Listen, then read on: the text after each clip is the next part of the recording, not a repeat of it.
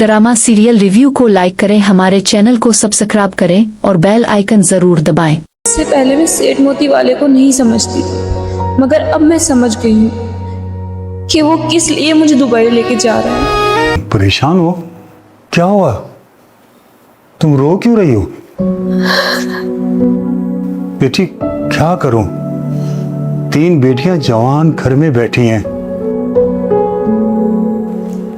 मैं सेठ साहब की हरकतों से वाकिफ हूं। वो मुझे दुबई लेके जाना चाहते थे और मुझे पहले ही उनकी नजर ठीक नहीं लग रही थी। ये शख्स मेरे राजों से वाकिफ है जो जॉब छोड़कर गया है।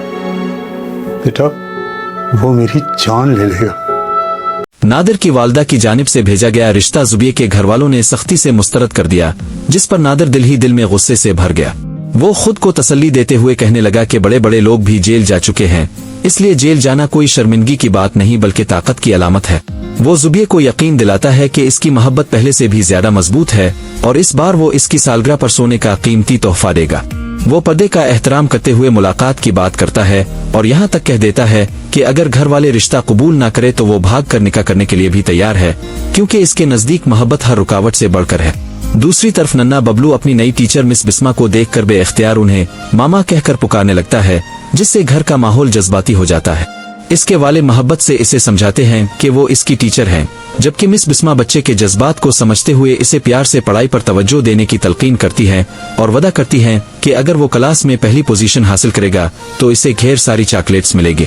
गुफ्तगू के दौरान मालूम होता है कि मिस बिस्मा यतीम हैं, गर्ल्स हॉस्टल में रहती हैं और माली मुश्किलात के बाइस अलग घर लेने की इस्तिताअत नहीं रखती, जिस पर सबको उनकी जिंदगी पर अफसोस होता है। उधर जुबिये को एक बासर शख्स अपने एहसानात याद दिलाकर दबाव में लाता है।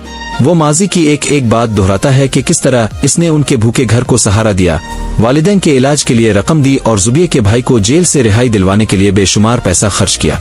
अब वो उन्हीं एहसानात के बदले जुबिये से मुकम्मल वफादारी और अंधी इताअत का मुतालबा करता है और धमकी देता है कि अगर इसने इसकी बात ना मानी तो वो पूरे खानदान की जिंदगी बर्बाद कर देगा। खौफ के मारे जुबिये खामोशी से इसकी हर शर्त मान लेती है।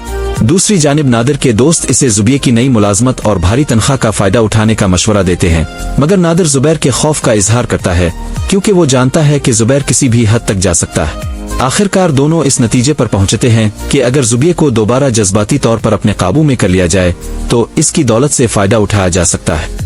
इसी दौरान सहर अपने वालिदैन की पाकिस्तान आमद की खबर देती है और घर में खुशी की लहर दौड़ जाती है। अहमद की वालिदा इसे हिदायत देती हैं कि वो सहर के वालिदैन की बेहतरीन मेहमान नवाजी करे और अब उन दोनों के रिश्ते को जल्द अज जल्द हतमी शक्ल दी जाए।